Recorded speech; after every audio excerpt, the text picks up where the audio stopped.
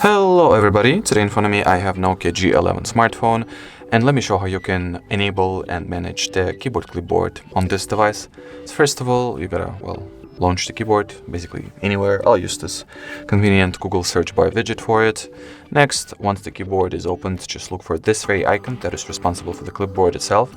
Tap on it, and for us, in order for us to be able to use it, all that it's left to do is to turn on the switch, and that will effectively mean that we have successfully activated the clipboard. Next, if you want to learn how to manage the elements, just tap on this pencil, choose what elements you would like to get rid of, and then click on the trash bin. And basically, in order to add any element to the clipboard, you just gotta copy something. So let me type in the word car. Next, I'll go ahead and select it, copy.